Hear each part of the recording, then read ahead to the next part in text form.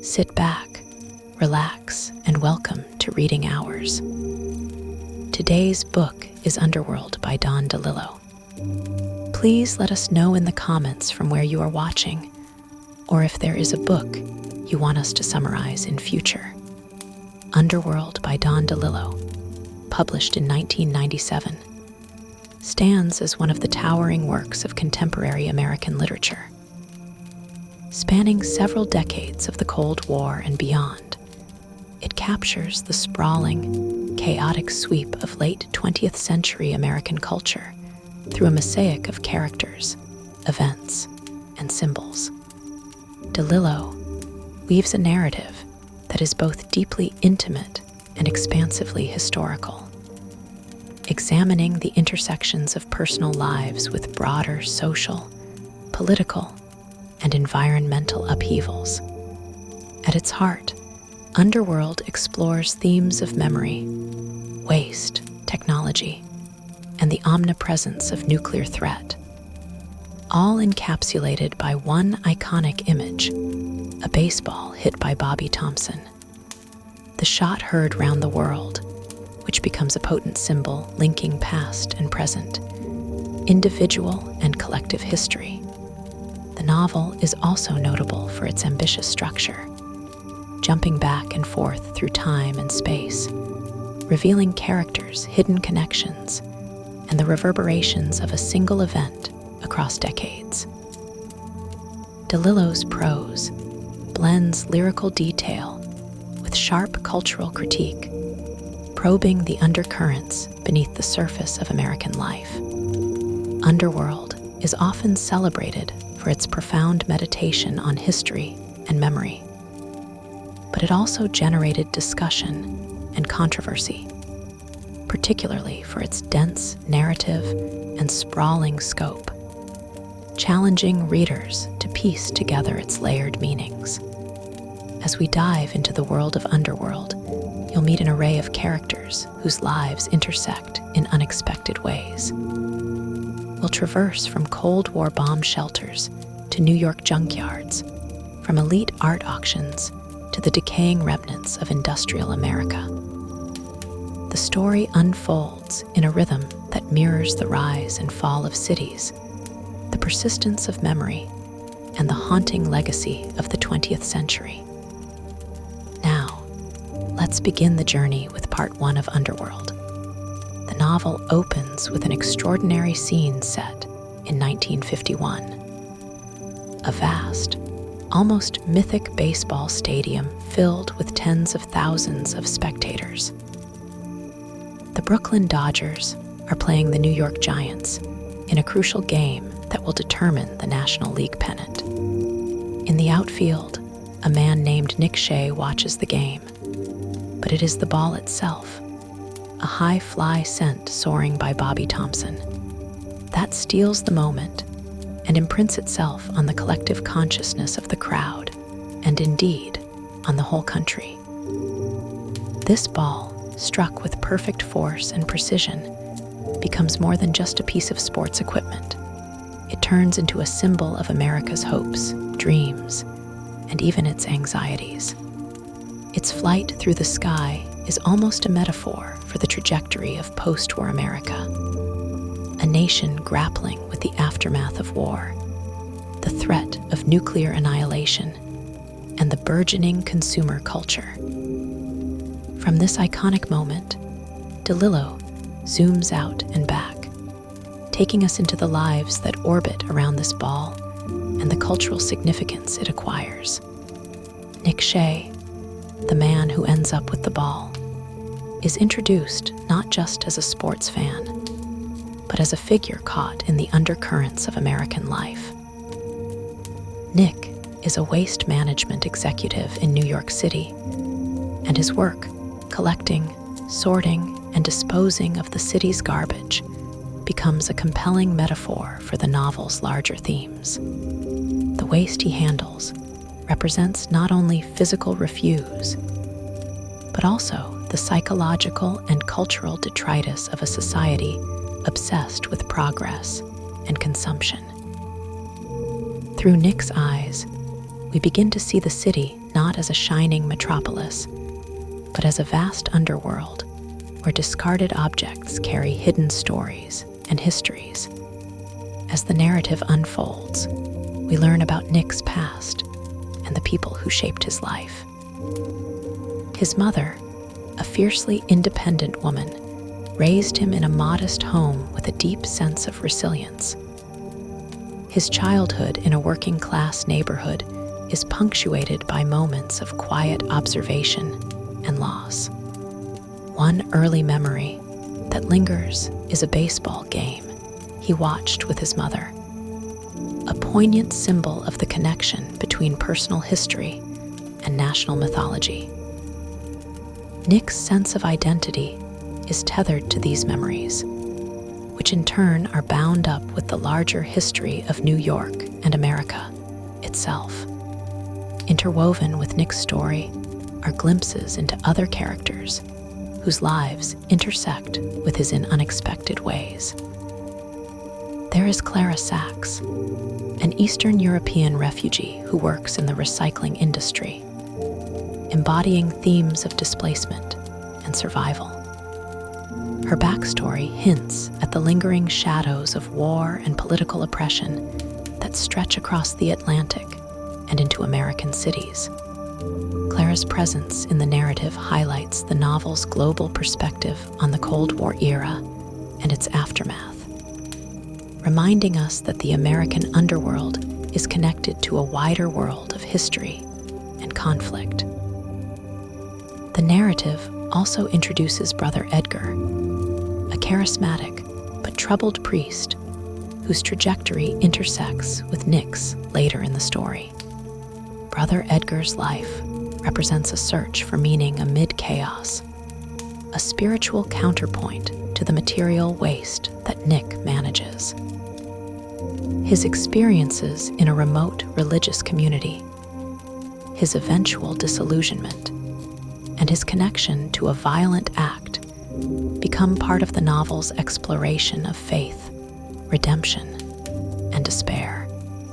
As these characters' stories weave together, DeLillo's prose captures the textures of urban life in the second half of the 20th century. The constant noise, the flickering images on television screens, the anxiety over nuclear weapons, and the ceaseless churn of economic and cultural change. The novel's setting shifts fluidly from one era to another, from the 1950s to the 1990s, highlighting the transformations that shape America's underworld, both literal and metaphorical. Central to the novel's thematic core is the idea of the underworld itself, a place beneath the surface, where history and memory accumulate like the layers of garbage Nick handles daily. It is a realm of forgotten things and hidden stories, where the detritus of modern life is both a burden and a source of meaning. This underworld is not only physical but psychological and cultural, reflecting the fragmented nature of contemporary existence. In Part 1, we see how DeLillo establishes these interlocking narratives and sets the stage for a sprawling, complex exploration of American life. The baseball, the waste, the memories, they all converge to create a mosaic that is as much about loss and decay as it is about endurance and connection. The ball's journey, from the stadium to Nick's possession and beyond, serves as a kind of thread tying together the disparate elements of the novel. Through this opening section, the reader is invited to enter a world where the past is never truly past, where objects carry echoes of vanished moments, and where the ordinary becomes extraordinary through the act of remembering. As the story progresses, these themes will deepen and expand, revealing the intricate web of relationships, histories, and meanings that make Underworld a profound meditation on the American experience. The story continues to unravel the layers beneath the surface of post-war America, delving deeper into Nick Shay's life and the complex web of connections that surround him. The flight of Bobby Thompson's baseball, which was such a pivotal image at the novel's outset, now begins to take on new meanings. It is not just a symbol of a single moment in sports history, but a tangible link between disparate characters, times, and places, threading together the vast mosaic of the American underworld. Nick's life, with its outward normalcy, belies a profound internal restlessness. His job managing waste in New York City places him at the crossroads of the city's discarded refuse and forgotten histories. His work reveals to him the hidden residue of American consumerism, a civilization built on consumption and the relentless production of garbage. Through Nick's eyes, the city is no longer just a bustling metropolis, but a vast graveyard of detritus, tangible evidence of the excesses and contradictions of modern life. DeLillo's depiction of New York is meticulous and haunting. The city's sprawling junkyards and waste disposal sites are depicted almost as sacred spaces, where the physical remains of human activity accumulate and await transformation or destruction. Nick's awareness of the value hidden within refuse, scrap metal, paper, old electronics, mirrors a larger existential concern with the traces people leave behind. The waste becomes a metaphor not only for what is thrown away, but also for memory, history, and identity. In the layers of garbage, DeLillo suggests, lie the stories that official histories tend to overlook or erase. As the narrative unfolds, we learn more about Nick's family and his past, enriching our understanding of his motivations and vulnerabilities. His mother, Nick Shay, emerges as a formidable figure, stern, deeply principled, and profoundly influential in shaping Nick's worldview. Anna represents an older generation, rooted in working-class values, perseverance, and a kind of fierce dignity. Her insistence on honesty and survival amid hardship marks the early formation of Nick's character, grounding him in a sense of responsibility, even as he struggles with his own inner conflicts. Nick's father is less present, but no less important. His absence or emotional distance becomes a shadow in Nick's life, a source of unspoken tension. These family dynamics add texture and depth to Nick's character, illustrating the ways personal history intersects with broader cultural shifts. DeLillo deftly explores how these intimate relationships shape individual identities, and by extension, how those identities interact with the sprawling social fabric of the city. Beyond Nick's immediate family, the novel introduces Clara Sachs in greater detail, weaving her story into the larger narrative. Clara's life is marked by trauma and displacement. As a refugee from Eastern Europe, she embodies the violent upheavals of the Cold War era. Her experience is a stark contrast to Nick's more familiar, albeit troubled, American world. Clara's arrival in New York, her struggles to find work, and her precarious existence highlight the global dimensions of the novel's concerns. The Cold War is not just a backdrop, but a living presence, shaping lives and identities on both sides of the Iron Curtain. Clara's work in the recycling industry, picking through old newspapers and scrap materials, parallels Nick's job, but from a different vantage point. She is part of the underclass that sustains the city's consumption patterns, yet remains largely invisible and vulnerable.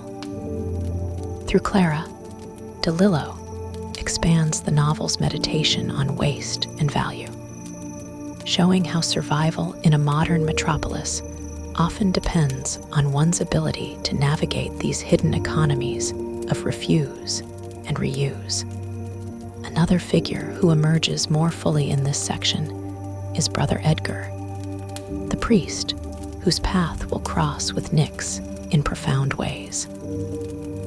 Brother Edgar's story begins in a starkly different setting, a rural, isolated religious community where his faith and ideals are tested by harsh realities.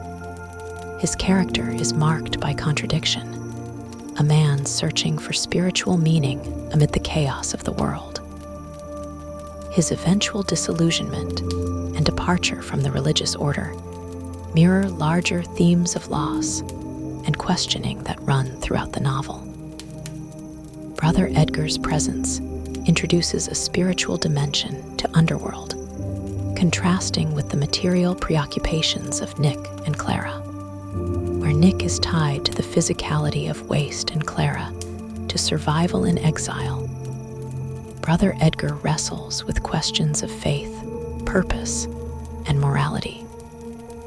His journey from idealism to cynicism, from isolation to involvement, adds complexity to the narrative's exploration of how individuals cope with a fractured, uncertain world. The novel's structure, shifting seamlessly between times and perspectives, allows these disparate stories to resonate against one another. The historical sweep, from the optimism of the post-war period through the tumultuous decades of the Cold War and into the late 20th century, forms a backdrop against which these personal dramas unfold. DeLillo captures the tension between progress and decay, hope and despair, memory and forgetting, using the characters' intertwined lives to reflect the broader currents shaping America. One of the novel's central motifs, the baseball itself, continues to weave through these narratives. The ball, which Nick kept for decades, becomes a symbol of lost innocence and the passage of time. Its journey mirrors the shifting fortunes of the characters and the city itself. The fact that the ball ends up in the possession of a waste management executive, like Nick, underscores the novel's preoccupation with what society discards and what it chooses to remember.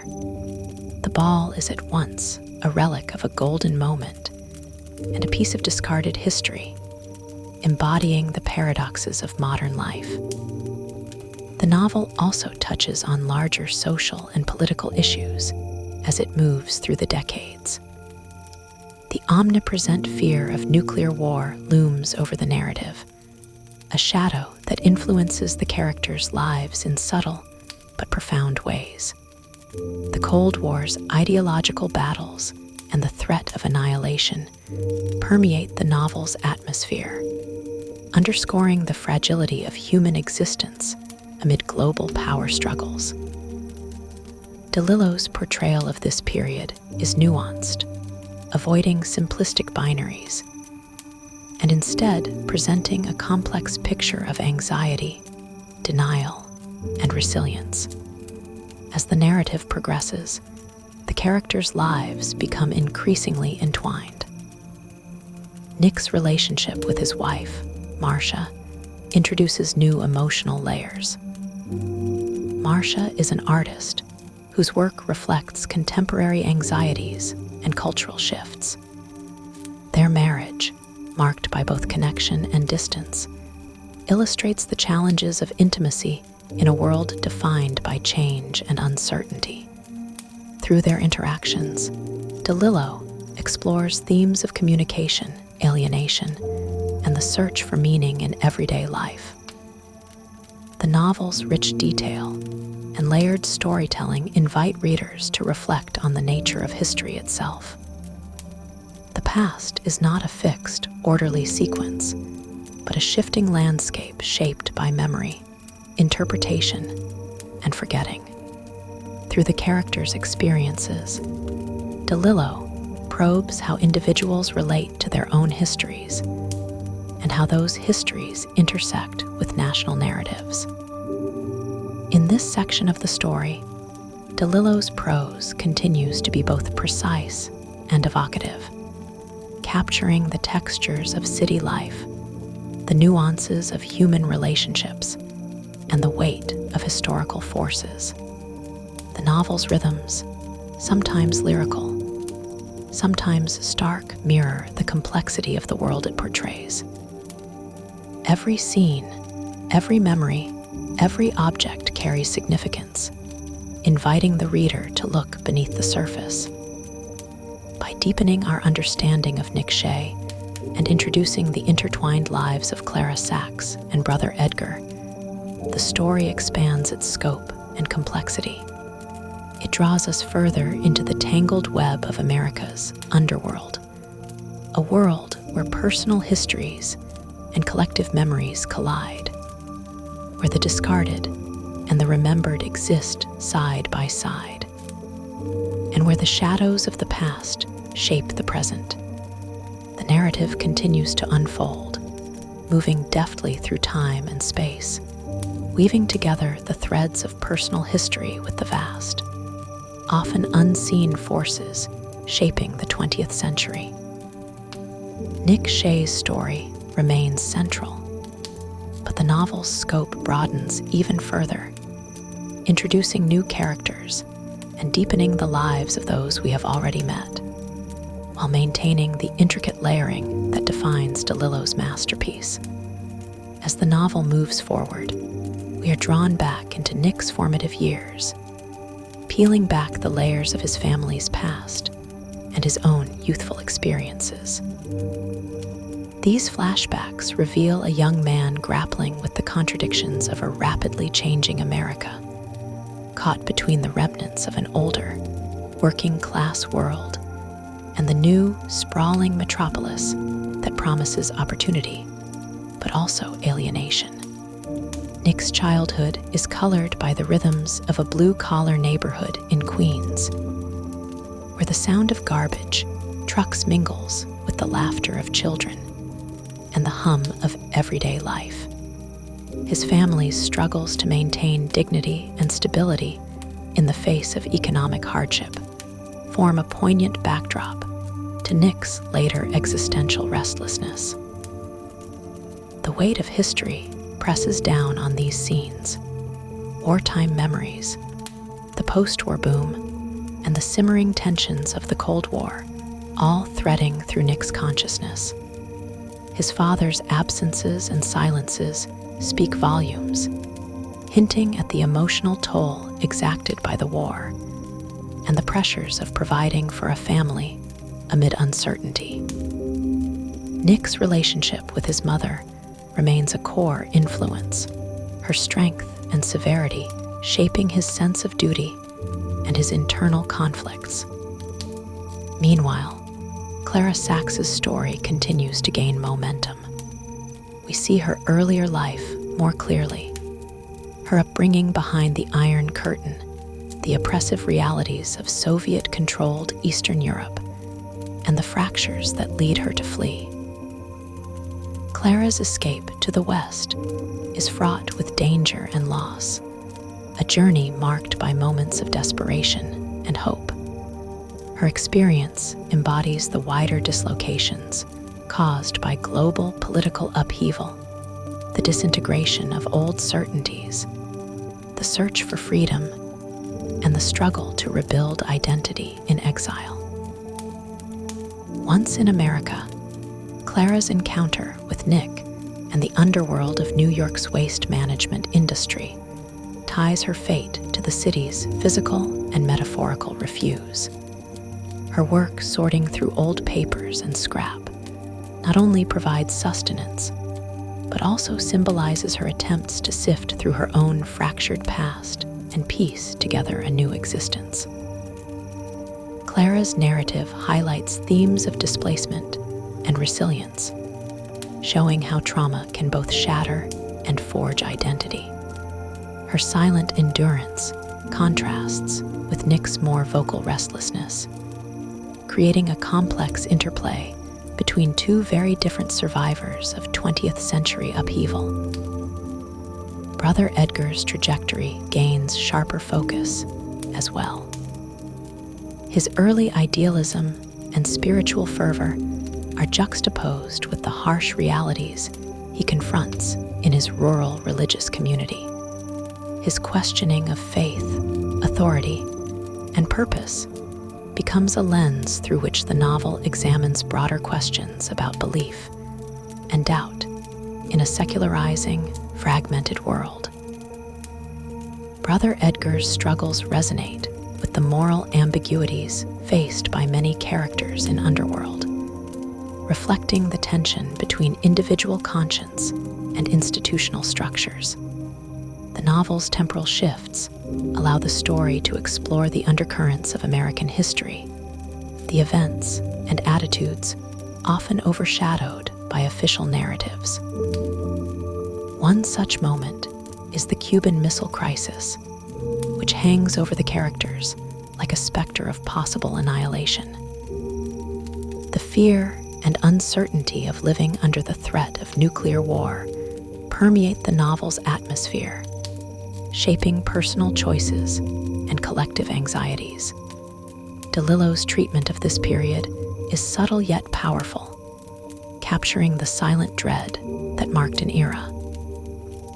As the story threads through the decades, we see how ordinary objects, waste, scrap metal, even a baseball, become repositories of memory and meaning. The physical remains of everyday life serve as touchstones for the characters' emotional and historical landscapes. The baseball, in particular, remains a recurring symbol, its journey paralleling the shifting fortunes of the city and its inhabitants. The ball's movement through various hands, players, collectors, and ultimately a garbage manager like Nick, underscores the novel's meditation on what society chooses to preserve and what it discards. Nick's relationship with Marcia is revisited with greater nuance, revealing the complexities of intimacy amid change. Marcia's role as an artist introduces themes of representation and perception, as her work grapples with the anxieties and contradictions of contemporary life. Their marriage is marked by moments of tenderness and misunderstanding, reflecting the broader challenges of communication and connection in a fragmented world. Through their interactions, the novel probes the difficulties of sustaining love and meaning in the face of personal and societal upheaval. The novel also introduces several new characters whose lives intersect with Nick's in unexpected ways, expanding the narrative's reach. These include the waste industry executives who wield power behind the scenes, the underground figures connected to illicit trades, and the artists and intellectuals struggling to make sense of a world in flux. Each character adds depth and texture, illustrating the complexity of the American experience and the often invisible networks that shape it. DeLillo's prose continues to shimmer with precision and insight. His descriptions of urban life, the sights, sounds, and smells of New York's refuse yards, the intimate details of family dinners, the pulse of city streets, create a vivid sensory experience. The narrative's rhythm ebbs and flows, moving seamlessly between the poetic and the stark, mirroring the novel's themes of memory and loss, connection and fragmentation. Amid this intricate tapestry, the novel's title gains ever more resonance. The Underworld is not just the city's literal waste management system, but a metaphor for the hidden forces that underpin modern life.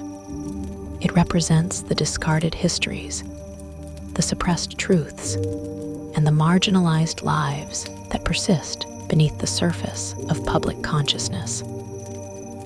Through its characters and their stories, Underworld explores how these hidden currents shape identity, culture, and history. As the plot progresses, the convergence of personal and historical narratives becomes more pronounced. Nick's reflections on his life and the people around him reveal the ways individual destinies are intertwined with larger social forces. The novel's sprawling structure, shifting in time and perspective, mirrors the complexity of memory itself, emphasizing how the past is continually reinterpreted and reimagined. The sense of inevitability that permeates the narrative is both haunting and poignant. The characters are caught in a web of fate and chance, history and memory, their lives marked by loss, longing, and the search for meaning. The novel's unresolved tensions between the personal and the political, the sacred and the profane, the visible and the hidden invite reflection on the nature of existence in a world defined by contradiction and change. In this section, the novel's exploration of art and culture deepens.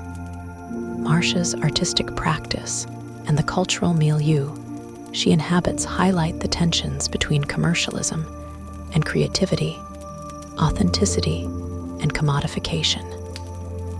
These themes resonate with the novel's broader concerns about value, both material and symbolic, and the ways in which culture mediates our understanding of history and self. Finally, the political dimension of the narrative becomes clearer.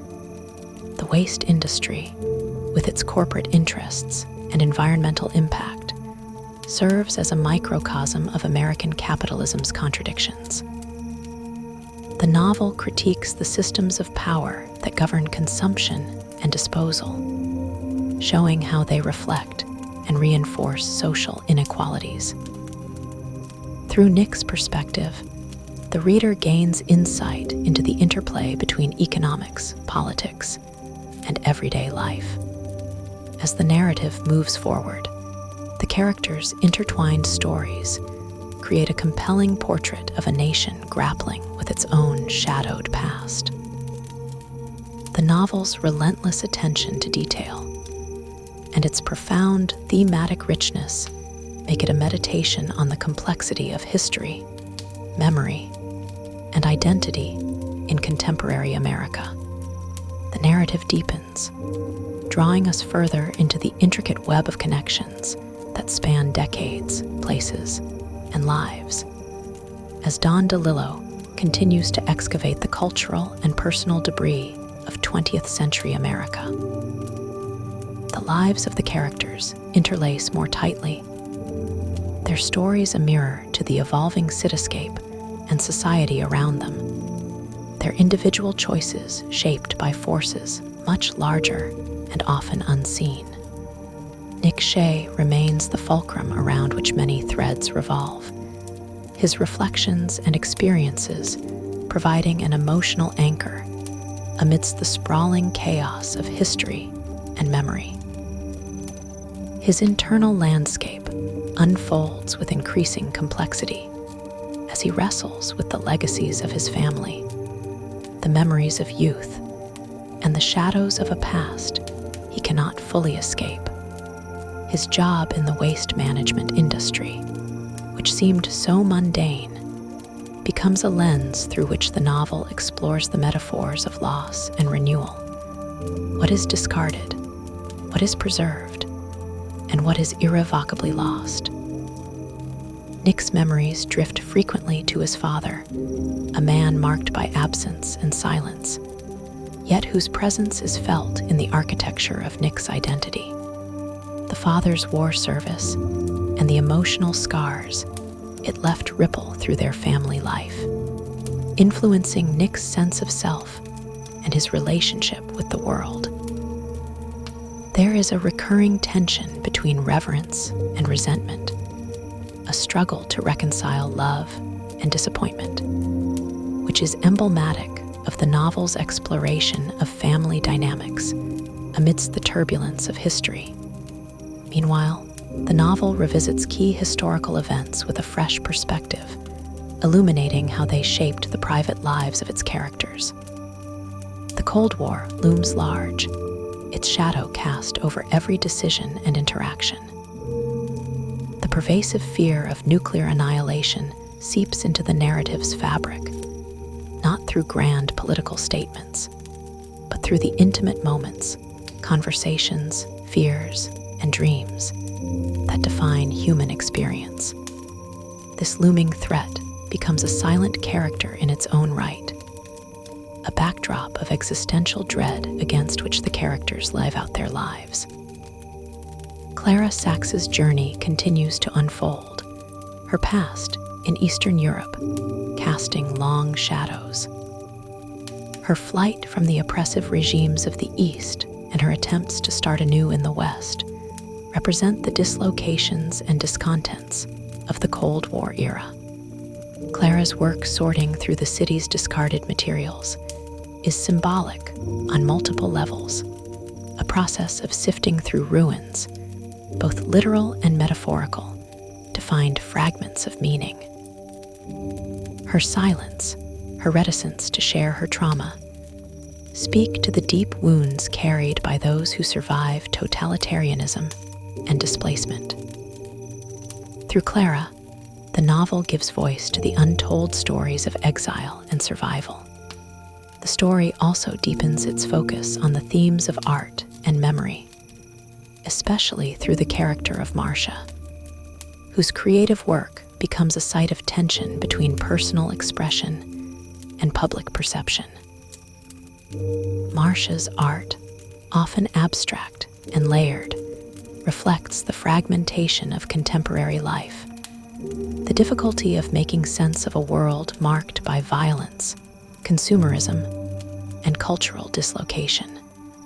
Her struggles with identity and the commercialization of her work echo larger societal debates about authenticity and the commodification of culture. The tension between art as personal catharsis and art as market commodity adds a rich layer to the narrative's exploration of meaning in the modern age. The interplay between the characters continues to be complex and often fraught. Nick's relationship with Marcia is revisited in moments of both tenderness and estrangement, reflecting the challenges of intimacy in a world fractured by external pressures and internal insecurities. Their conversations reveal the gulf between their desires and fears, their attempts to connect across emotional distances marked by trauma and memory. This relationship becomes a microcosm of the novel's broader concerns with communication and alienation. Brother Edgar's spiritual journey unfolds with increasing urgency.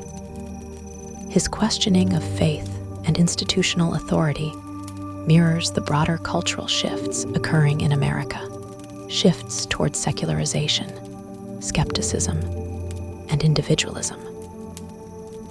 Edgar's struggle to find meaning beyond rigid dogma offers a poignant counterpoint to the political and material struggles faced by other characters. His story is one of searching and doubt, illustrating the spiritual undercurrents that run beneath the novel's more material concerns. The novel's treatment of the waste industry gains sharper focus as a metaphor for the cycles of consumption and disposal that define American capitalism. The physical act of managing refuse becomes a symbol of cultural amnesia, the forgetting and discarding of histories, identities, and values. Nick's work places him at the intersection of these processes as he navigates the tangled systems of power, profit, and environmental degradation. The industry's corporate machinations, environmental costs, and human toll are depicted with both detail and nuance, emphasizing the often invisible costs of modern life. The story also introduces new layers of political intrigue and social commentary. The underworld of crime, corruption, and illicit trade intersect with the seemingly mundane operations of the waste industry, exposing the darker networks that underpin urban life. These intersections reveal the porous boundaries between legality and illegality, order and chaos, highlighting the precariousness of social structures. DeLillo's portrayal of these hidden worlds is both unsettling and illuminating, challenging the reader to consider what lies beneath the polished surface of American prosperity. At the same time, the narrative continues to explore the symbolism of everyday objects, especially the baseball that has traveled through multiple hands across decades. The ball is not only a relic of sport and leisure, but a vessel of memory, nostalgia, and loss. Its passage through the novel connects disparate characters and moments, serving as a reminder of the continuity and fragmentation of experience. The ball's symbolic weight underscores the novel's meditation on history, how it is constructed, remembered, and sometimes forgotten. DeLillo's prose remains vivid and evocative, capturing the textures of city life and the inner landscapes of his characters with equal intensity. The scenes of New York, its streets, neighborhoods, and industrial sites are painted with a keen sensory awareness that brings the setting to life as a living, breathing entity. The city itself is a character, with its rhythms and contradictions, its beauty and brutality. Through this urban tapestry, the novel examines the intersections of geography, memory, and identity. As the story progresses, the characters' lives become increasingly intertwined, their fates shaped by chance and choice, history and memory.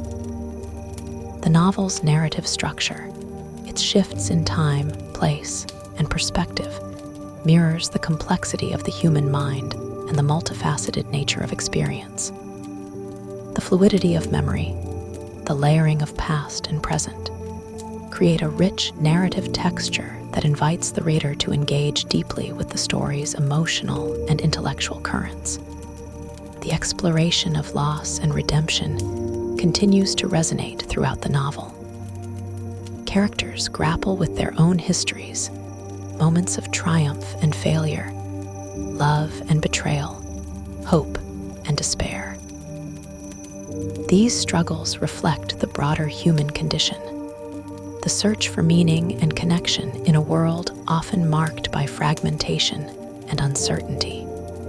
DeLillo's treatment of these themes is subtle yet profound, offering no easy answers, but instead inviting reflection on the complexities of life.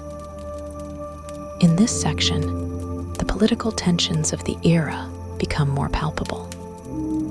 The novel touches on the shifting landscape of American power, from the aftermath of World War II to the social upheavals of the 1960s and beyond. The characters' personal stories intersect with these larger movements, illustrating how history is lived at the individual level. The novel's critique of power, ideology, and memory resonates strongly, challenging the reader to consider the costs of progress and the persistence of unresolved histories. The narrative also explores the role of technology and media in shaping perception and memory. The ways in which images and information circulate through television, newspapers, and public spectacle highlight the mediated nature of modern experience. This theme is woven through the characters' lives as they negotiate the tensions between reality and representation, presence and absence. Ultimately, The novel's rich tapestry of stories and themes coalesces into a powerful meditation on the American century. The hopes and fears, the triumphs and failures, the visible and invisible forces that have shaped the nation and its people.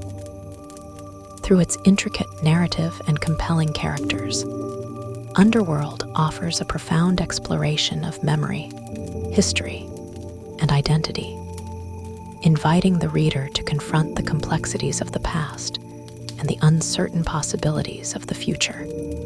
The fabric of time continues to unravel, revealing the layers of personal and collective histories that shape the lives of DeLillo's characters.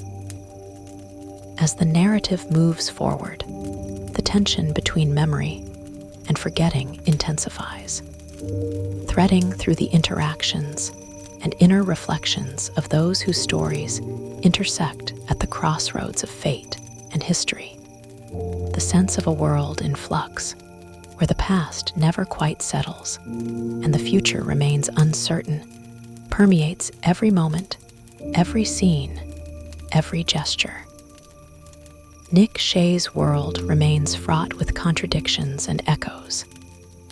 His attempts to reconcile the fragments of his past grow more urgent as he confronts the ghosts of youth, loss, and the elusive nature of truth.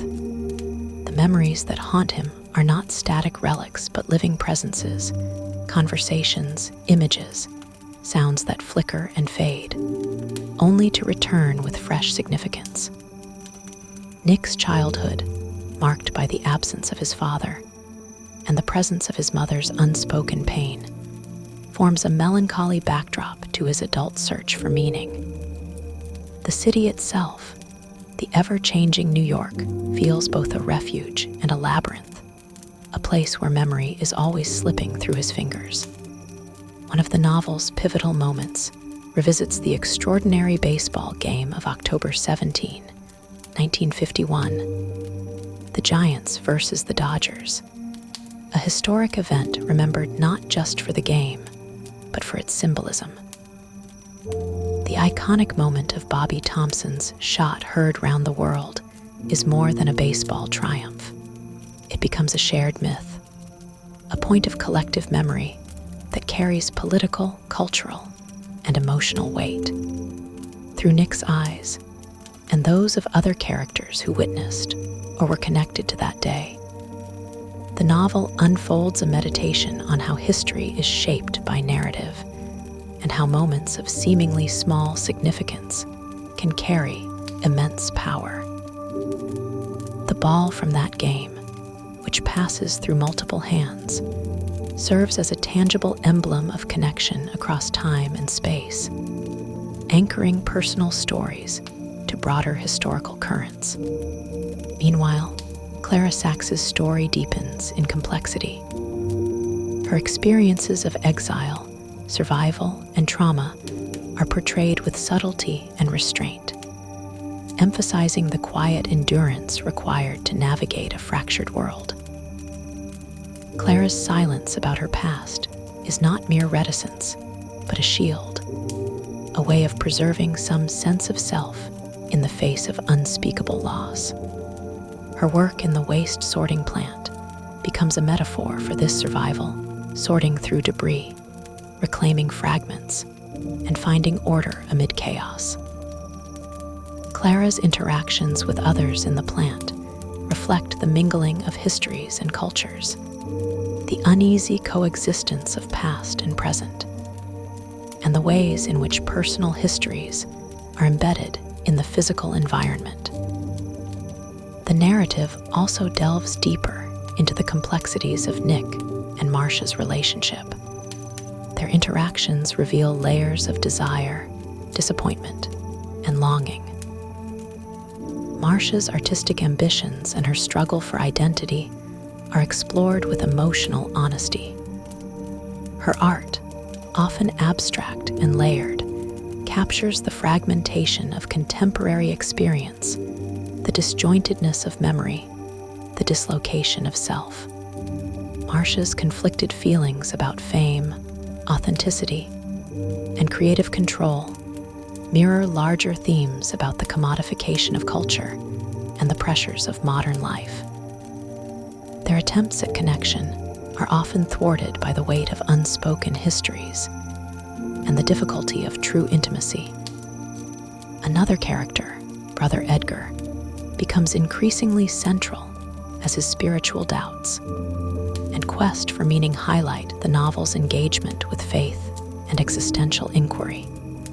Edgar's journey through crisis and contemplation reflects a broader cultural shift as traditional beliefs confront modern skepticism and uncertainty. His reflections on morality, forgiveness, and grace offer a poignant counterpoint to the material concerns of other characters, adding a layer of philosophical depth to the narrative. Edgar's story underscores the tension between institutional religion and personal spirituality, between dogma and doubt. As the novel progresses, DeLillo's exploration of the waste management industry grows more intricate. The seemingly mundane operations of garbage collection and disposal reveal hidden networks of power, corruption, and environmental consequences. Nick's work exposes the paradoxes of modern capitalism, the relentless consumption that produces vast amounts of waste, and the corporate interests that seek to profit from its management. The novel portrays this industry as a metaphor for cultural amnesia, the forgetting and discarding of histories, memories, and values. Nick's growing awareness of the environmental damage and ethical questions surrounding waste disposal complicates his sense of identity and responsibility. The theme of contamination, both literal and symbolic, becomes increasingly prominent. The novel situates toxic waste, pollution, and nuclear fears within the broader anxieties of the Cold War era.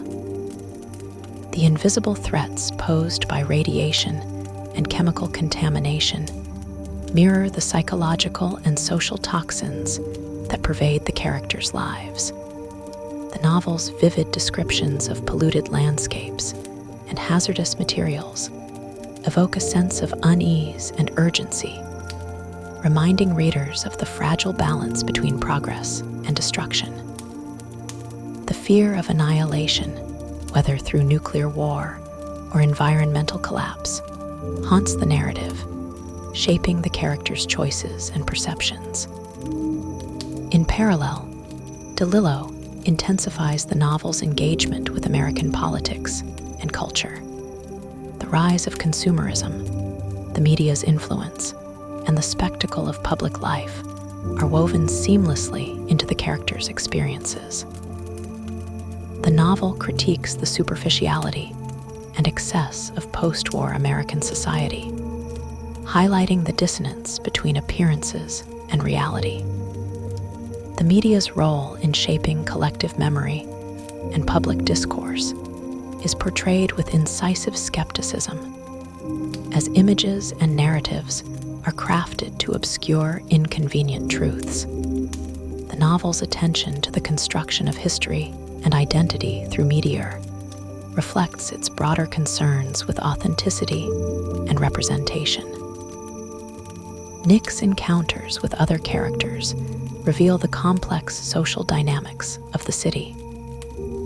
The diverse ethnic and cultural backgrounds of New York's inhabitants emerge in vivid detail, emphasizing the city's status as a crucible of migration and transformation.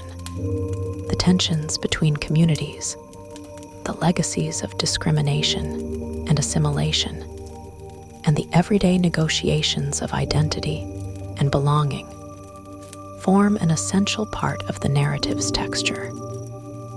These interactions highlight the novel's interest in the ways personal and collective histories intersect and collide. The narrative also explores the significance of everyday objects as carriers of memory and meaning. The baseball, the garbage, photographs, letters, all become symbolic touchstones in the characters' lives.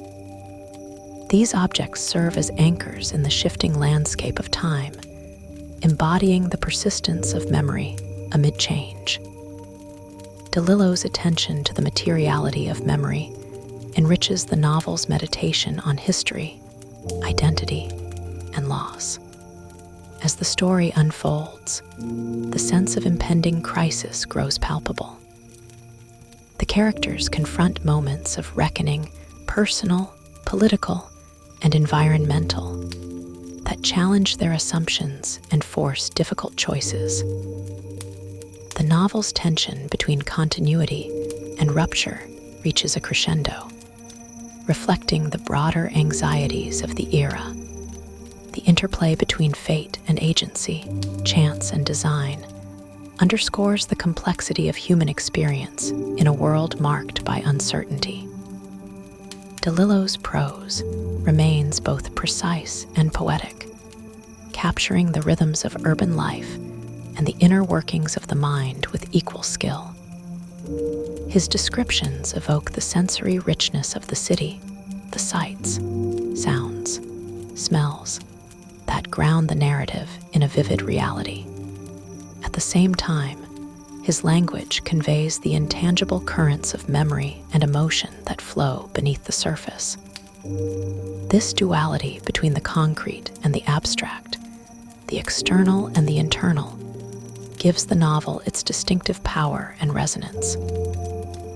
In this segment, the novel's themes of memory, history, identity, and loss continue to intertwine, creating a dense, textured tapestry. The characters' struggles with their pasts and presents reflect the broader human condition, the quest for meaning in the face of fragmentation and change. DeLillo's exploration of these themes is both intimate and expansive, personal and political, capturing the complexity of life in the American century. Beneath the surface of the novel's nonlinear movement, time continues to fold in on itself, and what once seemed like a straight path through memory begins to resemble a tangle of invisible threads. As the characters move deeper into their own recollections, DeLillo intensifies his exploration of how history settles into the marrow of people's lives, not just through world events or public tragedies, but through the intimate, quiet moments that echo forever. The novel bends between private pain and national trauma with equal gravity, allowing no clean division between the two. Nick's reflections begin to circle more insistently around his adolescence in the Bronx and the long shadow cast by his older brother, Matt. As boys, they were opposites in temperament. Nick with a restrained and guarded presence, Matt with a mind made to chase abstraction and burn through facts like paper. Matt's intellectual energy and moral questioning come into sharper relief, his restless brilliance tied to the sense that their home was a place of looming absences, most notably that of their father. Their neighborhood in the Bronx, once humming with life, religion, and routine, now appears suspended in an amber of nostalgia and guilt, a version of America that is both idealized and quietly rotting. Their mother, Nick Shay, is sketched with quiet force, pragmatic, burdened by the responsibilities of a single parent, resigned but not broken. Her religious devotion gives shape to her grief, but not escape. In Marion's home, faith is both solace and silence, a framework within which emotion is controlled rather than released. This upbringing leaves Nick emotionally orphaned, even as he is physically cared for. The structure of Catholic morality molds his inner life, even as he grows into a man who must continually wrestle with its implications, its rigidity, its promises, its inability to protect him from becoming a person capable of violence. that moment of violence, the killing of George Manza, returns in fragments, never fully shown but always close to the surface. Nick's guilt is not theatrical. It is weighty and shapeless, a thing he drags behind him in every adult relationship. The event itself, distant in time, is central in meaning, becoming a kind of secret gravity around which his life has silently revolved. What haunts Nick is not just the act itself, but the inability to confess, to cleanse, to resolve. His entire adult life, his corporate role, his marriage, his silence is built around the architecture of concealment. At the same time, the atomic era tightens its grip on the novel's broader narrative.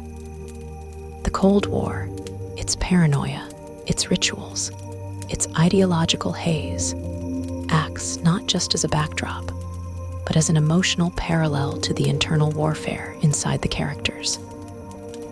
The specter of nuclear annihilation hangs like a veil over every decade, shaping the sense that nothing is entirely safe, nothing permanent.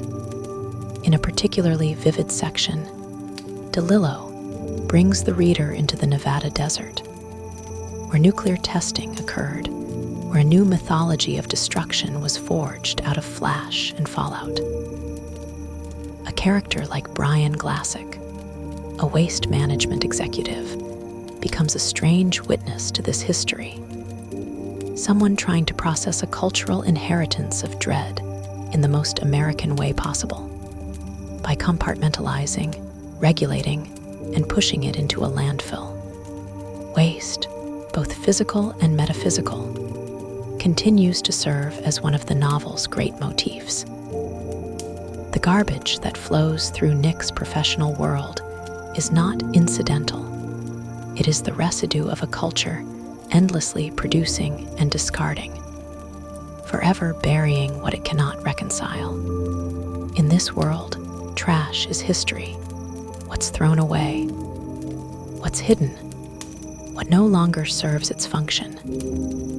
The system that Nick oversees reflects a nation that is methodically managing its denial, pushing the unpleasant parts of its conscience out to the margins, into toxic pits in the desert or the corners of memory.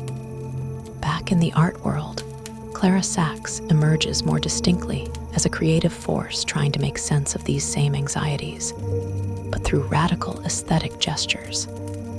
Her decision to paint over disused military aircraft in the desert, transforming tools of death into abstract sculpture, feels both defiant and elegiac. It is an act of reappropriation, a way of giving meaning to what was meant to destroy. The setting, hot, wind-blown, sterile, matches her inner world. She has carried her own personal wreckage into the open and is now, late in life, using art to wrestle it into a different form. Clara is haunted by her past affair with Nick, but also by the broader legacies of a century marred by war and secrecy. Her art is a kind of exorcism, painted in rust and fire. Elsewhere in the story, DeLillo revisits the story of the baseball, the coveted relic from the 1951 game, which continues its journey across decades and characters, changing hands like a sacred artifact. It resurfaces not only as a physical object, but as a vessel of meaning, nostalgia, and capitalist absurdity. For some, it is a connection to youth. For others, a symbol of victory or loss, or forgotten glory. The ball becomes commodified, enshrined in glass cases, auctioned off for staggering sums, as if its value lies in its proximity to myth rather than what actually happened on the field. Through this, DeLillo critiques the American obsession with icons and objects, how collective memory is often reduced to memorabilia, stripped of context and emotion. Meanwhile, the novel begins to trace the threads of interconnectedness between seemingly disparate elements. Nick's waste management career and Clara's desert artwork, Matt's nuclear research and the old Cold War anxieties, the spiritual crises of Brother Edgar, and the political pageantry of the era, all of them circle around the same themes of decay, secrecy, resurrection, and reckoning. What's buried never stays buried. What's forgotten leaves residue. And what's broken might still carry meaning. DeLillo's language during these passages is at its most lyrical and hypnotic. There's a hush in the prose, an almost holy quiet as he explores lives shadowed by history, but still pushing forward, yearning for understanding. Each chapter becomes less about linear development and more about accumulation, layers of feeling, memory, image. The novel pulses with a deep ache for coherence, while fully acknowledging that life rarely provides it. Characters begin to sense the presence of each other even before their paths fully intersect again. Old affairs, childhood friendships, unresolved conversations, they all press against the present, not with force, but with a kind of ambient pressure. The structure of the novel reflects this, like a piece of music with echoes and variations. It folds time into itself, letting the emotional resonance of one era ripple into another. The past is not behind, it is beside, above, entangled. As the threads converge, the characters are not offered closure, but perspective. Their journeys are shaped not by dramatic transformations, but by gradual awakenings, small moments of clarity in the fog of history. DeLillo is not so much telling a story as he is constructing a map of emotional and cultural sediment, layer by layer. Every revelation is a partial one, every truth embedded in contradiction. This part of the novel deepens its emotional intensity while expanding its intellectual scope. The past continues to break into the present like an electrical charge, sudden, illuminating, dangerous. And the characters can no longer pretend that what is buried stays buried. The novel glides further into its labyrinth of time and memory. And with it comes an intensifying sense that the ordinary movements of life are embedded with echoes from larger, unknowable histories. What at first felt like parallel narratives now begins to shimmer with hidden linkages. Characters separated by geography or ideology are gradually drawn together by the strange magnetism of shared memory, mutual damage, or the faint reverberations of an America that has grown distant from its former self. Clara Sachs, living now among artists in the Southwest desert, remains one of the novel's most arresting presences. As she works on her monumental project, repainting the rusted husks of Cold War-era bombers, she reflects not just on aesthetics, but on legacy. Her canvases are no longer stretched linen, but corroded steel, once purposed for death, now reclaimed into symbols of resistance, grief, and vision. In her work, Clara attempts to make the buried visible. She is painting over history, yes, but not to erase it.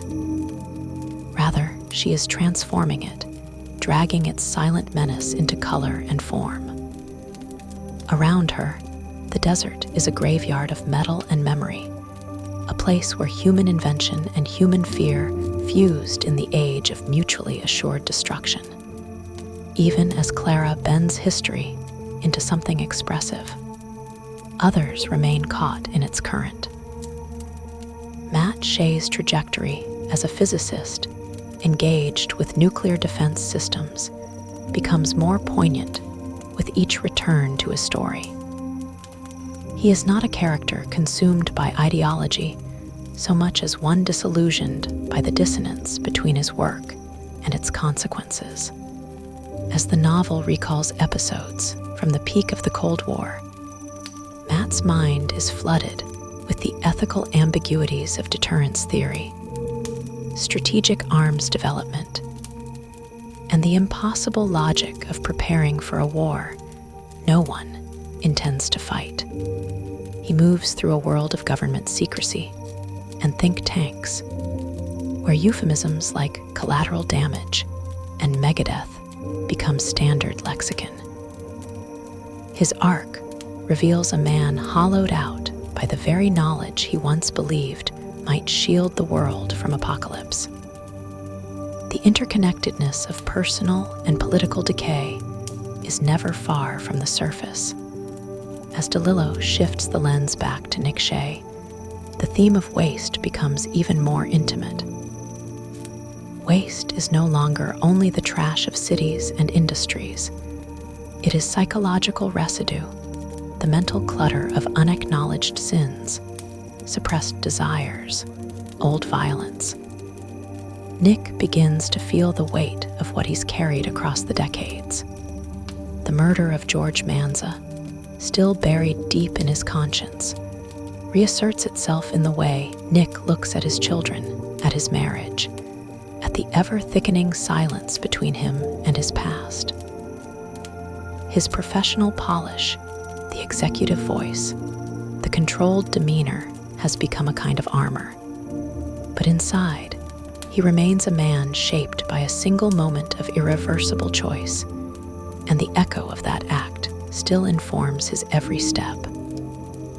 The objects of nostalgia in the novel, especially the Bobby Thompson home run ball, continue to operate like talismans. They are imbued with more than sentiment. They become instruments of cultural fixation. DeLillo portrays the collector who now possesses the ball with a kind of tragicomic intensity. He is not just gathering relics. He is attempting to curate a narrative of innocence and glory, to physically preserve a moment in which life felt both electrifying and comprehensible. The ball is mounted in a pristine case, sealed off from the world, and its sanctity is both absurd and profoundly American. The collector does not merely want to own the past, he wants to trap it to stop time.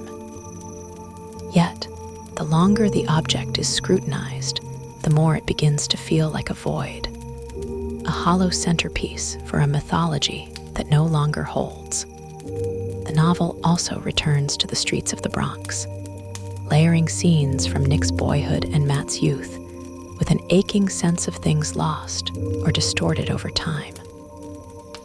What once seemed like a close-knit, if troubled, neighborhood now feels unreachable. The rituals of stickball, church, corner stores, all of it has eroded, replaced with the specter of crime, abandonment, and systemic neglect. And yet, the novel doesn't cheapen this with sentimentality. It recognizes the past's allure while resisting the lie that it was simple or pure. Instead, it honors the complexity, the way joy and trauma cohabited the same city blocks, how one man's childhood might hold both warmth and a murder weapon. Characters brush against one another in ways that feel incidental at first, but increasingly profound. Sister Edgar, the aging nun, emerges more clearly as a spiritual anchor in a world losing its moral coordinates. Her presence in the South Bronx, a neighborhood riddled with fire and poverty, serves as a grim counterpoint to the political decisions and private betrayals unfolding elsewhere. She offers no platitudes, only stubborn persistence, a belief in redemption that feels ragged but real. Her world of broken lives and crumbling tenements becomes a ground zero for human struggle, the closest the novel comes to asking what grace might look like in an age of ruins. The atmosphere thickens as the novel leans toward the new millennium. Though much of the plot unfolds decades prior, the present encroaches like smoke through the cracks. A sense of coming transition, the digital age, the collapse of ideologies, the growing weight of environmental and psychological waste saturates the margins of every page. The detritus of old empires, old weapons, old sins piles higher. Memory becomes radioactive. Time becomes recursive. As the various strands deepen, DeLillo refuses to resolve them too neatly. His purpose is not to tie off narratives, but to let them circle each other in widening orbits. The novel works like a particle accelerator, smashing together the debris of personal lives and national history to watch the sparks fly. The central truth is not about the baseball, or the bomb, or the landfill. It is about the spaces between these things, the silences, the evasions, the confessions whispered too late. Characters do not change dramatically so much as become more aware of their stagnation. The revelations they encounter are often not new, but newly accepted. That is DeLillo's genius, how he makes discovery feel like remembering, how he suggests that every character already knows the shape of their fate, but has spent years building elaborate structures to avoid looking it in the eye. This segment of the novel pulses with accumulated gravity. Each image, painted airplane, nuclear silo, trash-strewn street, seems to hum with metaphor. The novel is no longer just telling a story, it is vibrating with consequence. The farther the characters travel from their origins, the closer they come to reckoning, not with a single climactic event, but with the slow realization that history, personal or collective, never ends. It only waits, layered and buried, until someone digs it up again. The landscape of the novel grows increasingly psychological as it winds its way through interlaced memories and reflections. Time, already nonlinear, begins to stretch and ripple, and the characters feel more like vessels of history than mere participants in it. Past and present coalesce into a strange simultaneity. Decades collapse, distances shrink, and emotional wounds reopen without warning. Nick Shay finds himself increasingly adrift, the polish of his corporate success unable to protect him from the erosion of self that history demands. The more he tries to bury the violence of his youth, the more it surfaces in uncanny forms. His interactions with his family become tinged with a quiet desperation, particularly in his strained attempts to relate to his children. He sees in them not just potential or promise, but distance, an unfamiliarity that unsettles him. His son speaks a language of digital abstraction, of online worlds and fragmented attention, a universe that Nick cannot access, much less understand. The disconnection feels generational, but it's also deeply personal, a reminder that his own internal fractures have created a kind of emotional contagion. The novel expands into a meditation on waste in all its forms: wasted years, wasted people, wasted memory. Nick's professional world, rooted in the management of garbage and decay, becomes an extended metaphor for his inner life. He processes what others throw away, tries to contain what society no longer wants to see. But the boundaries are never quite secure. Contamination seeps through. What is buried refuses to stay buried.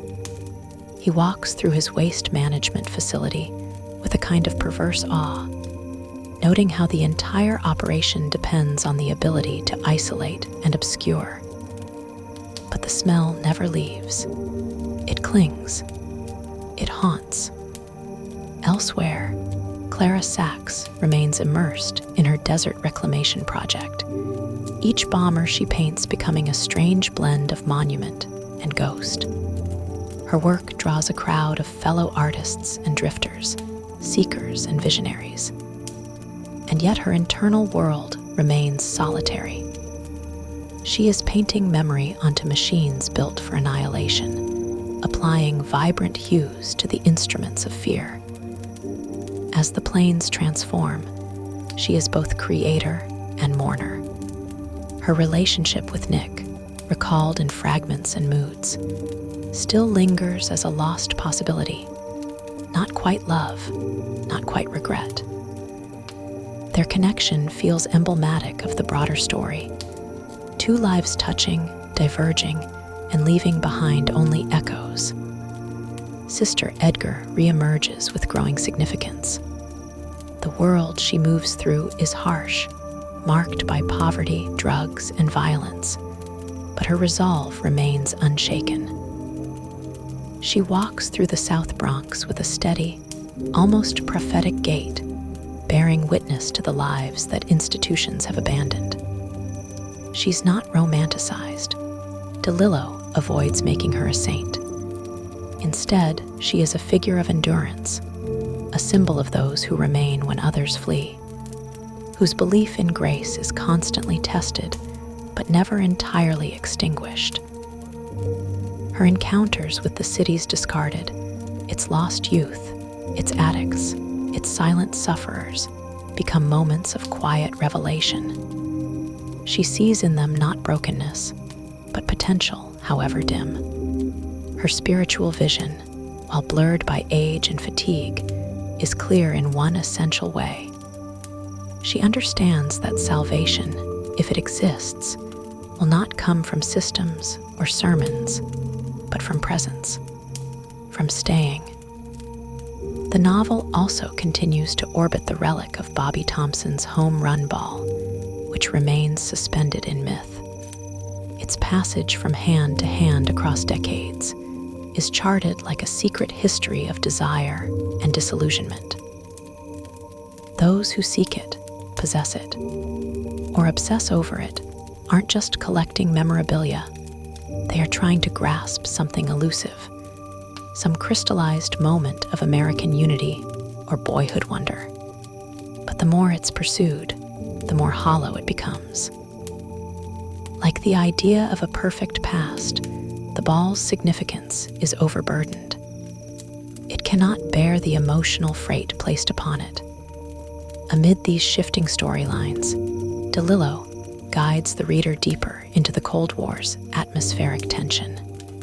The fear of nuclear annihilation continues to cast a long shadow, affecting not just geopolitics, but the psyche of entire generations. Through Nick Shay's eyes, the reader glimpses the dry, clinical corridors of government research facilities, where war is modeled and theorized in sterile rooms. The contradiction between rationality and madness becomes unbearable. Men in suits discuss acceptable loss and survivability with straight faces, even as the specter of global extinction looms outside the frame.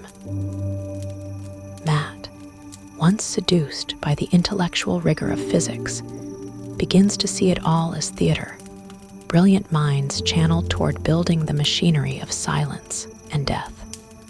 This tension between the cerebral and the catastrophic infuses the novel's mood with a slow, almost meditative dread.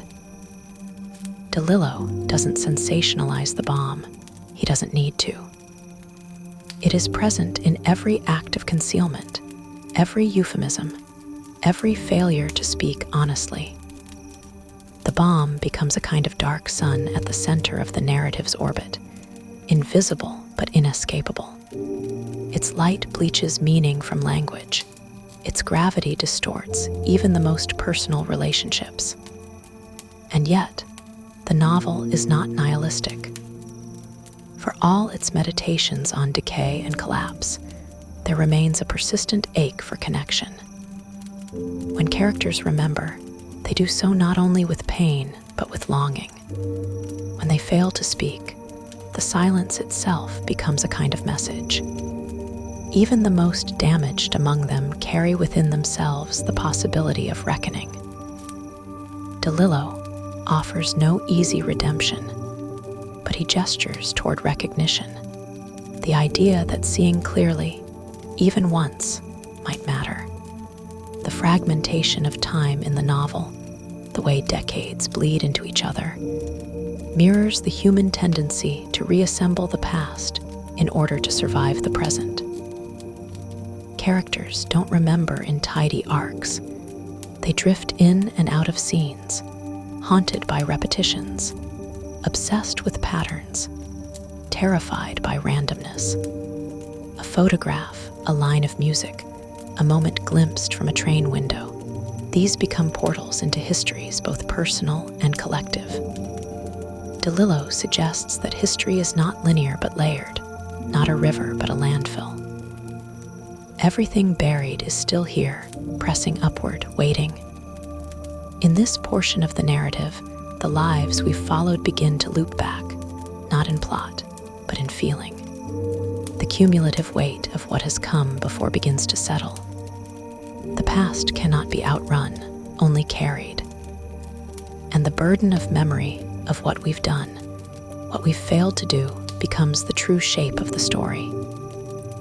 In every interaction, whether casual or profound, there is a sense that something important is slipping just out of reach, that some essential truth, some synthesis of love and loss and guilt, remains hovering at the edge of consciousness, forever unspoken. The fabric of the story stretches outward again, reaching into yet another thread that drifts like smoke through the decades. Brian Glassick's faltering life, a character we had touched before, but who now comes forward in full. Brian once moved easily in the corridors of power, part of a sleek machine of bureaucracy and influence, but those days have faded into a distant hum. Now he is older, wearier, caught in a liminal space between relevance and obsolescence. The Cold War has dissolved, but not cleanly. It trails behind in whispers and rusted machinery, in abandoned government buildings and decaying plans. He walks among the remnants, both physical and emotional, and feels the peculiar ache of history outliving its architects. Brian's mind is fractured by the slow erosion of certainty. He experiences the creeping fear that his life's work, the memoranda, the policy conferences, the delicate calculations, was an elaborate performance with no enduring purpose. The bomb never dropped, but neither did the terror vanish. Instead, it was transferred into subtler forms: anxiety, doubt, distrust. The neat lines that once defined allies and enemies have dissolved, and Brian drifts through a world that no longer needs him, but doesn't quite discard him either. He becomes a figure of quiet devastation, one of DeLillo's many haunted witnesses to the ghosts of the 20th century. Meanwhile, the emotional current of the novel is pulled deeper into the past. Lenny Bruce takes the stage once more, delivering his raw, unsparing monologues that echo through the underground comedy clubs like signals from a different dimension.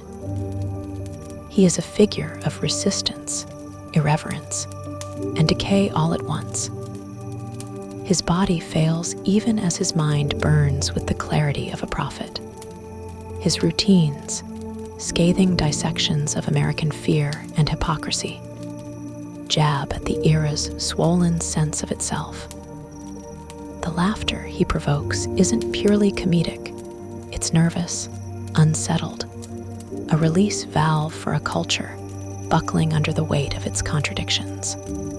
DeLillo weaves Lenny into the book not merely as a cameo, but as a chorus of sorts, a tragicomic voice that refuses to let the myth of American invincibility go unchallenged. He riffs on the bomb, on the absurdity of deterrence, on the strange comfort found in apocalyptic thinking.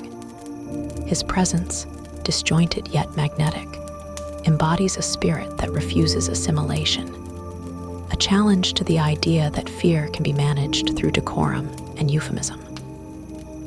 Lenny speaks directly to the raw nerve of the American subconscious, to the terror and longing just beneath the surface. Back in the world of Nick Shay, the past continues its slow, relentless emergence.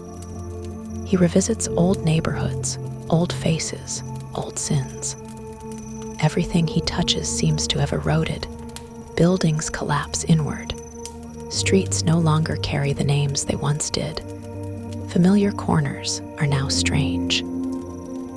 The Bronx of his childhood is not only unrecognizable, but almost spectral. A place that lives more fully in memory than in reality. Still, he walks it, compelled by an inner necessity, a search not so much for answers but for presence, for something solid to push against in a world increasingly made of air. His memory of George, the janitor, comes back, and with it, the faint but enduring shame of the secret he has carried. The killing of George, buried so long beneath layers of reinvention and rationalization, can no longer be contained. He begins to feel the past not just as a narrative, but as an indictment. Each recollection comes sharper now, like glass rising through the surface of soil. He finds himself no longer able to maintain the carefully constructed boundary between who he was and who he has become. It all begins to blur. His adult self, the respectable executive, the family man, is a mask that no longer fits. This collapse of identity resonates deeply in a novel obsessed with entropy, with the inevitable unraveling of order into chaos. The very act of remembering becomes destabilizing, not cathartic. Nick is not healed by his journey into memory, he is hollowed by it. The more clearly he sees, the more he understands the cost of forgetting. He looks back on the moments he buried and sees not simply pain, but consequence, the ripple effect of violence and silence across lives he barely registered at the time. It is not guilt in the moral sense that seizes him, but something more elemental, the recognition that the past is not past. And yet, even in this descent, there is a strange beauty. The writing draws light out of decay, the kind of radiance that only reveals itself in broken places. A single baseball, a rusted bomber wing, a forgotten comic's final show. These artifacts of another world carry with them the strange power of residue. They are the ash of history, and in DeLillo's hands, ash is never inert. It smolders. The novel's tempo slows, as if holding its breath, and time becomes more viscous. Characters are no longer confined to linear development. They float, appear, vanish, remembered as moods rather than people. DeLillo seems to suggest that meaning is not found in events, but in accumulation, in the sediment of countless overlooked moments, conversations, gestures. The book becomes almost musical, looping motifs and phrases, shifting keys without warning. Themes of disintegration, concealment, and nostalgia echo with increasing resonance. Amid all this, the idea of waste becomes not just a metaphor, but a philosophy. Waste as memory. Waste as culture. Waste as the residue of a civilization obsessed with production, but incapable of accountability.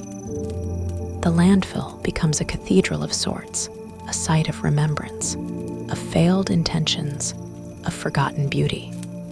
In one of the novel's quieter, more hypnotic passages, we are taken through the layered geology of trash, the things people discard, and the stories embedded in them. Every item tells a tale. Every pile is a version of history, decomposing out of sight. This is what Nick understands now, perhaps too late, that history is never truly behind us. It surrounds us, clings to us, waits beneath the surface for its chance to re-emerge. We do not escape it, we carry it. In this way, the novel is not about closure or resolution. It is about persistence, about how moments stretch across years, how the smallest act, violent, tender, indifferent, can reverberate forever. As the narrative approaches its final curve, the sensation is not one of momentum, but of depth. The reader does not race forward, but sinks inward. The characters are not racing toward redemption, but toward recognition. And in that recognition, raw, imperfect, human, there is something like grace. The story returns at last to the baseball. The artifact that has moved ghost-like through so many hands across decades is now more than a relic. It is a vessel of memory, a symbol of the long American century. Its trajectory, beginning with that October day in 1951 when Bobby Thompson hit the shot heard round the world, has become a parallel to the nation's journey, rising, falling, disappearing into shadows, re-emerging in unexpected places. The ball has gathered stories, secrets, and shame.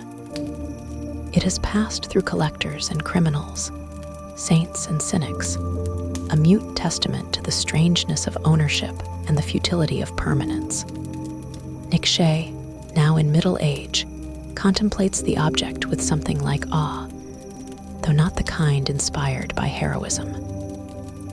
His awe is complicated, tinged with regret, colored by the long exposure to his own failures and evasions. He once tried to possess the ball, to own a piece of history. But history is not collectible. It resists compression.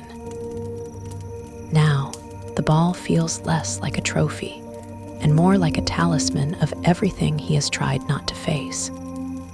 It seems might as well be stitches holding together the fragile fabric of time. And just as the ball slips through hands, so too does time. You hold it for a moment, and then it's gone. The novel's final movement is not a crescendo, but an unraveling, a quiet, meditative letting go. Everything that once seemed vital and fast-moving now stretches out into a kind of slow dance.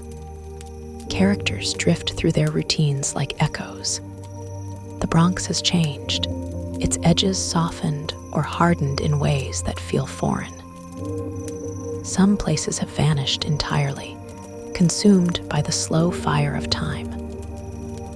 Nick walks these streets like a man in a dream, surrounded by the residue of what used to matter. His wife, Marion, watches him, senses the distance growing even when he sits beside her. Between them lie years of silence, compromise, and the weight of things unspoken. The revelations that once seemed seismic, George's death, Nick's role in it, now settle like dust. Not forgiven, not explained away, but absorbed into the larger story of who he is. In the absence of justice, there is something resembling acceptance, not redemption. That would be too easy, too neat for a novel that distrusts clean endings, but perhaps a kind of weary peace. Nick doesn't confess to the world, doesn't seek absolution. He simply remembers, and in that act of remembering, he begins to bear the truth rather than outrun it. Elsewhere, life hums on. Matt Shay, Nick's brother, continues his spiritual wandering, a man who found God in a garbage dump and never quite came back. His work among the poor and the discarded has made him into something of a mystic, though he would never use the word. He speaks softly now, with long pauses, as if each word must pass through several layers of consideration before it reaches the air. He understands the symbolic power of the waste around him, knows that what a culture throws away is more revealing than what it displays. For him, salvation isn't a matter of transcendence, but of presence. He finds meaning not by escaping the world, but by sitting still inside it. Throughout these closing scenes, the idea of waste reasserts itself, not just as material excess, but as emotional residue. The failed relationships, the unspoken apologies, the abandoned dreams. Waste becomes the measure of a life, what we leave behind, and what it says about who we were. DeLillo writes with the precision of someone excavating ruins, turning over each moment carefully, aware that even the smallest detail might matter. There is beauty here, yes, but it is a cracked and quiet beauty, the beauty of things we cannot fix. And then, without warning, the book jumps forward. We are no longer in the past, not even in the present. We are in a near future that feels eerily close and yet undeniably altered. Technology has advanced. Surveillance is seamless. The cities thrum with a strange, ambient anxiety. People connect through digital networks, glimpsing one another across vast, impersonal distances. The Cold War is no longer the dominant shadow. It has been replaced by a more diffuse dread, harder to define, but just as heavy. The future has arrived, but it hasn't delivered what it promised. There is no utopia here, only faster information, more efficient loneliness. In this closing space, we meet Sister Edgar again, an aging nun who once worked with Matt in the Bronx. She is out of place in this new world, her old faith colliding with digital abstraction. But she senses, even now, that something sacred remains. Perhaps not in doctrine or hierarchy, but in the persistence of wonder. She reflects on a strange website that broadcasts death, a live feed from a desert where an execution is rumored to occur. People watch, transfixed. They don't know if it's real, and maybe it doesn't matter. The boundaries between truth and spectacle have eroded. But Sister Edgar looks on with quiet defiance, holding the last of her certainty like a flickering candle. And so it ends, not with a conclusion, but with an opening. A recognition that the story is not over, could never be over. The threads stretch on, past the page, into the reader's own memory. The bomb, the ball, the burrows, the lovers, the sins, they all remain. Particles in the air. Unresolved but present. DeLillo leaves us not with closure, but with consciousness. He reminds us that history is not what happened, but what we remember, what we carry. That the past is never past. That the underworld is not beneath us, but within us, buried in the waste and wonder of being alive in a century shaped by fear, noise, and longing. The story dissolves slowly, like a cloud fading at dusk. No final note, just the echo of something vast. A voice, a question, a moment held in the hand like a ball from long ago. Still warm. Underworld is not just a novel, it's an experience, a meditation, a vast and intricate portrait of post-war America caught in the act of remembering itself. Don DeLillo crafts a story that moves against the grain of conventional narrative, asking readers not to follow a single plotline, but to inhabit a world where connections are invisible. Consequences unfold across decades, and meaning often resides in the things discarded or overlooked. At the heart of the novel lies the idea of waste as a physical byproduct of civilization, but also as emotional, spiritual, and historical detritus. The things we throw away, the people we forget, the truths we bury, these all accumulate, forming their own underworld beneath the surface of modern life. And DeLillo urges us to pay attention to that underworld, to look closely at the ruins we leave behind, not to tidy them up, but to understand them. What gives Underworld its power is its deep humanity. Through characters like Nick Shay, Clara Sachs, Matt Shea, Sister Edgar, and even the anonymous inhabitants of forgotten neighborhoods, the novel explores the ache of memory, the ambiguity of guilt, the search for redemption, and the fragility of identity. These lives intersect not through fate, but through the slow gravitational pull of culture, history, and personal reckoning. The past isn't dead, as Faulkner once wrote. It isn't even past. And in DeLillo's hands, that idea becomes hauntingly literal. The Cold War looms over everything, not as a series of political events, but as a psychological condition. It shapes the tone, the atmosphere, the way people relate to each other, and to time itself. Nuclear fear, technological progress, and the constant hum of media noise all contribute to a world where clarity is elusive, where even the most personal moments are filtered through the long shadow of public events. And yet, amidst all this, there are moments of intense intimacy, of real grace, a man and woman reunited after decades, a nun quietly bearing witness, a boy tracking a baseball through city streets as if it were the center of the universe. DeLillo's prose is deliberate and layered. He slows down time, allowing us to hear the silence between words, to feel the weight of what is left unsaid. His language captures both the beauty and the absurdity of modern life. It is a novel that asks a great deal from its readers, not just attention, but introspection. And in return, it offers a kind of resonance that lingers long after the final page.